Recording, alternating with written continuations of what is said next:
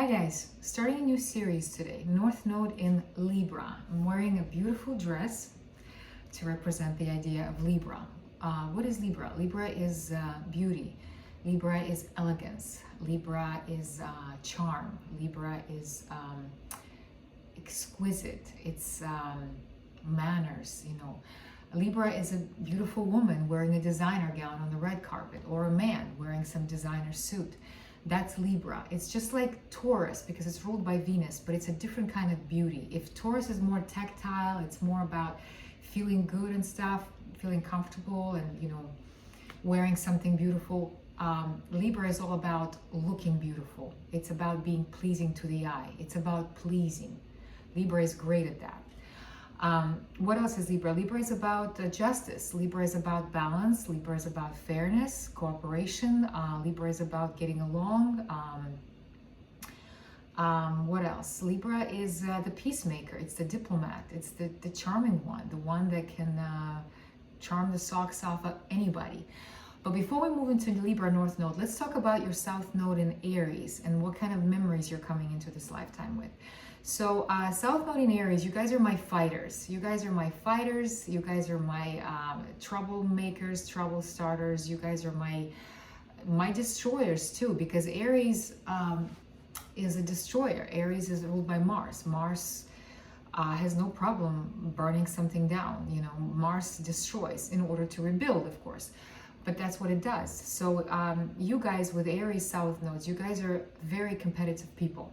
One of the most competitive ones, probably the most competitive ones in the zodiac, because you guys are used to lifetimes where it was all about being the best, being better than the other. A lot of that was based on survival of the fittest. That's why you kind of learned to be better than everybody else, faster than everybody else. A perfect example will be the movie Mad Max Fury Road, the one with Charlize Theron. That kind of idea, where you are constantly fighting for a place under the sun, and you're constantly gathering weapons, and you're very good at weapons, and you're very good at knowing your strengths and knowing your weaknesses and using them to protect yourself, to fight for what you think is right, to attack. Aries can be an aggressor. There's lifetimes of aggression. I'm talking about Vikings. I'm talking about Genghis Khan, pillaging. Aries is about conquering. And if it's in the South Node, that means it was done to the detriment of others. It was too much. It destroyed. Aries is great because Aries is a pioneer.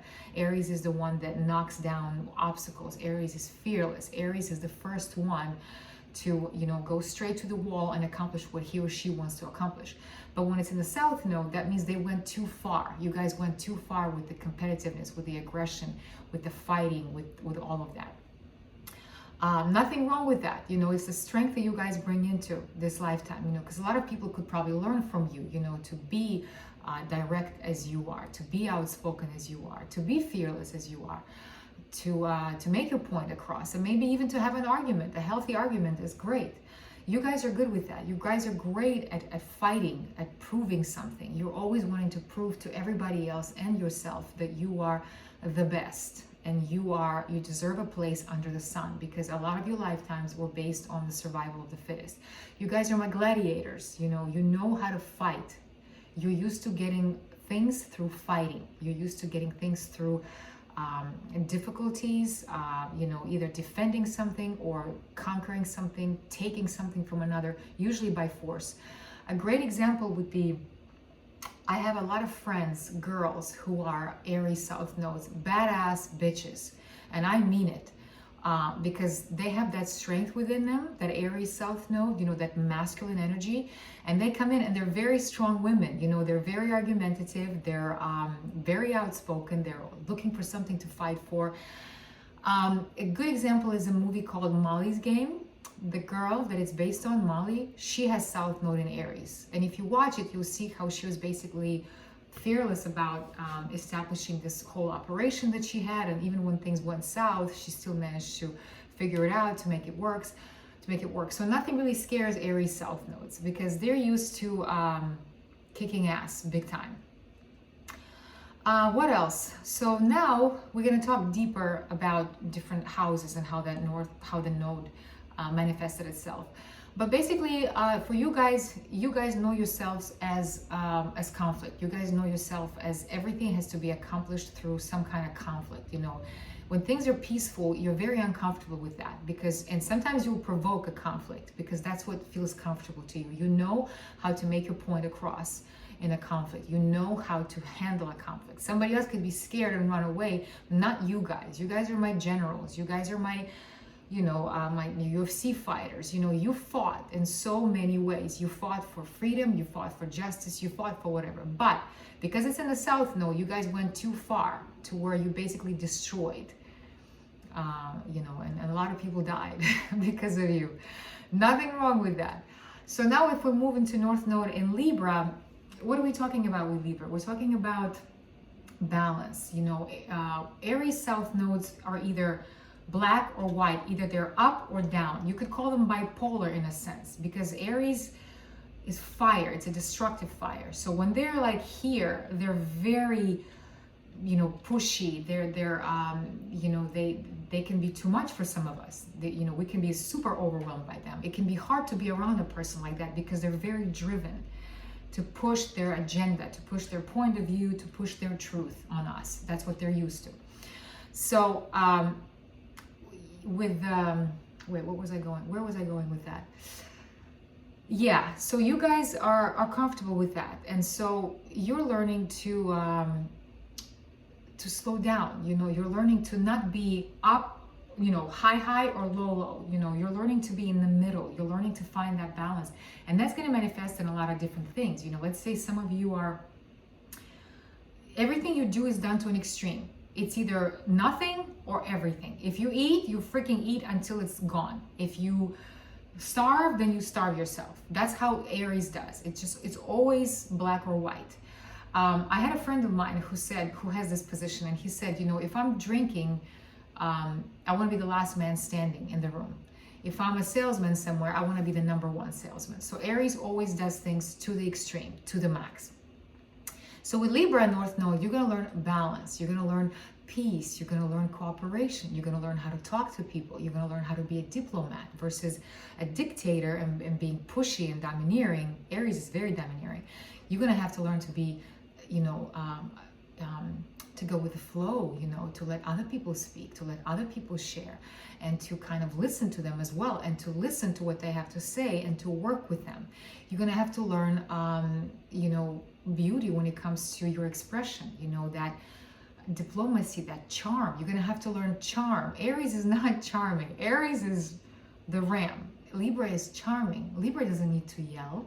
Libra just comes up and says something very, nonchalant and walks away, and that's it. It can be as bad as a blow below the belt, just as painful. So Aries, you guys are going to have to learn diplomacy, tact, charm, balance, moderation, working with others, interacting with others. It's going to be hard for you guys because you're not used to that. You guys are my lone wolves. You're used to doing everything alone because you don't really trust anybody, because it was always about the survival of the fittest. Whoever was the smartest one in the room, the fastest one, the most strategic one is the one who won and the one who stayed alive. So with you, a lot of times, everything is based on life and death. If I don't do this, I'll freaking die. You won't die, but that's the idea that your mind is selling you. Okay? So now let's take a journey through all the houses of your North and South nodes. Okay, let's go. North Node in Libra in the 11th house. So let's go examine your South Node in Aries in the 5th. All right, this is a fiery house. 5th house is about what? Games, fun, romance, pleasure, games, kids, whatever. Fun. So if you put Aries in there, you guys know how to have fun. This is the good part about Aries South Node in the 5th. You guys have done it all, have tried it all. You are my risk takers. You love the adrenaline rush. You love the excitement of romance. You love multiple partners. You love to flirt, to play, to gamble. You're very much risk takers. You guys live off of that. You need that excitement in your life. And if you don't have it, you think that that's it, I'm dead. For you, you're measuring your existence in terms of how much fun I'm having. Am I having fun? Am I living on the edge? For you, other lifetimes, you went to the edge to experience fun. You know, you pushed past boundaries, you know, skydived, whatever. You very self-gratifying, Aries, very selfish pursuit of fun.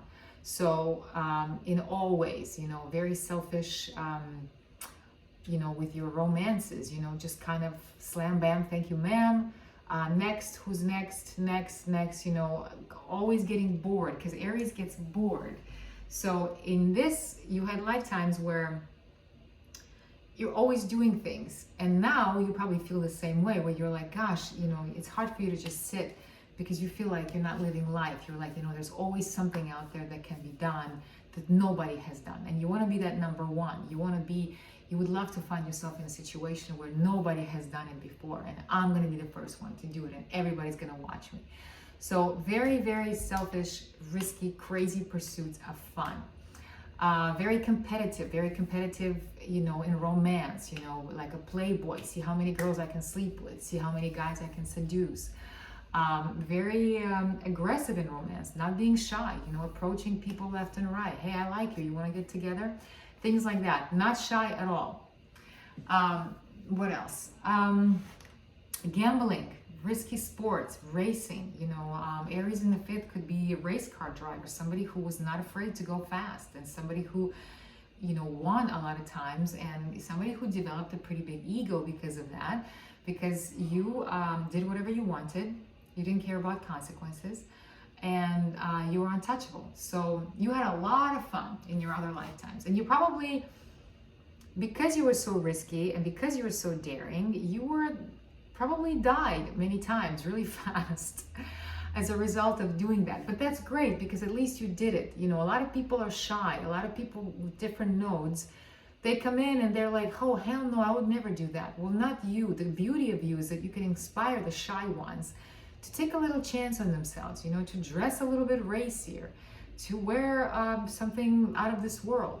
Aries in the fifth was party guy, party girl, very exciting, a lot of fun. If we talk about creativity in the fifth, what's the fifth? Artists, musicians, dancers, painters. You were somebody who was very provocative in your work, somebody who was selfish, and somebody who really didn't care. You're just like, I'm gonna paint this, and I don't care if it's gonna make everybody like turn their eyes away, in a sense of like make everybody uncomfortable. You like that. You loved to get people stirred up. You love to get the blood going, and the more you make people uncomfortable, the better you felt. What else? Fun. You love sports. You're a very competitive athlete. Probably somebody who was, competitive sports. I don't know,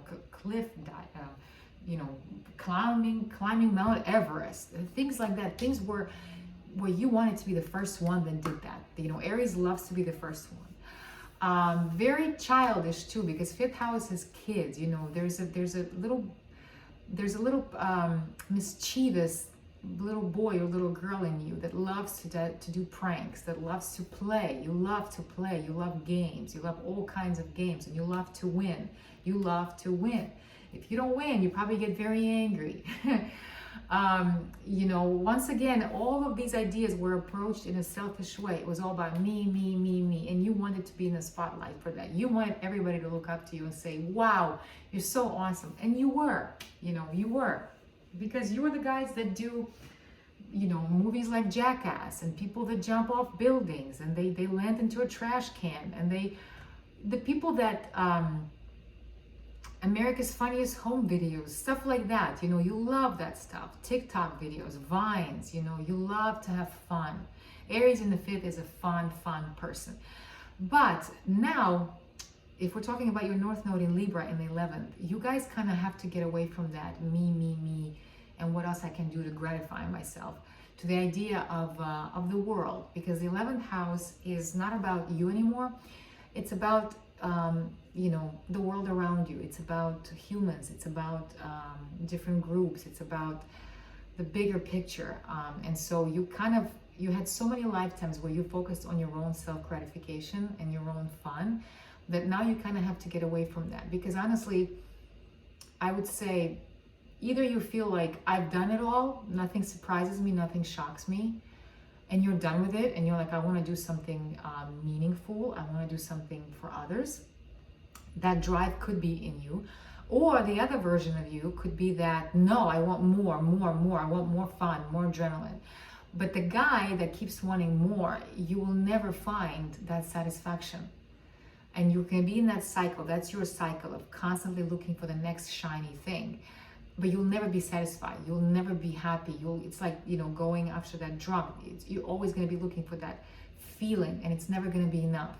So that's telling you, okay, buddy, turn your attention away from yourself and turn your attention to the world, because you can bring all that craziness that you have within you and inspire others. You can create some fun groups. You can create some kind of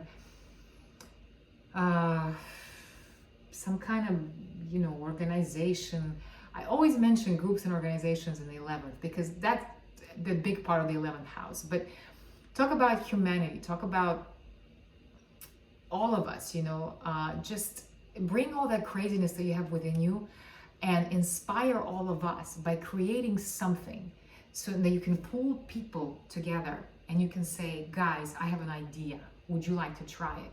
So it's not so much about you alone on a motorcycle like Evel Knievel. I think Evel Knievel. But it's more like you and others. And you say, and if you want to create vines, that's fine. If you want to create jackass videos, that's fine. But as long as you're doing it in groups, as long as you have a bunch of people with you and you're lightening them up and you're saying, guys, take my hand, I'm going to show you how to have fun. But it has to be not for your own gratification. It has to be for them. So for that, you're going to have to interact with them and say, what do you want? What do you want to experience out of life? And let people talk, and then you listen to them. And then based on that, you can come up with something, some kind of creative idea, because you're very creative, with an idea that's going to blow their socks off. And they're going to say, yeah, let's do that. Okay. And then you will feel true satisfaction because you have helped another. So you're here to slow down once again, to not be so spontaneous in a sense. You can be crazy, but you can tone it down where it's not destructive. Because think about, if you constantly lived on the edge, you always die. I guarantee you had probably a lot of deaths, very short lives, because you always jumped off a mountain, boom, gone. Next life. There's a lot of short-lived, very exciting adrenaline rush lives. So now you're here to slow down and not kill yourself so fast, and just kind of say, okay, let me just take a little pause. Let me just pause a little bit. And because a part of you, your mind's afraid that if you slow down, that you're going to disappear. Because you don't know yourself in that state of calmness, in that state of just peace. You don't know that. It's very new territory for you, but it's where you want to go. Because once you slow down and once you can kind of even out your heart rate, then you'll be able to interact with people where you're not going to scare them. Because a lot of people are going to be scared. But you'll be more calm, you'll be more approachable, and people will say, hey, okay, you're a little crazy, but you know what? I'd like to listen to you. I'd like to listen to what you have to say. So sharing, diplomacy, tact, not be so aggressive, not be so pushy with ideas, listen, slow down and listen to others. And then as a group, come up with a crazy idea and create something. In the 11th with Libra, it can be anything from crazy fashion designs to, interior designs, some crazy furniture.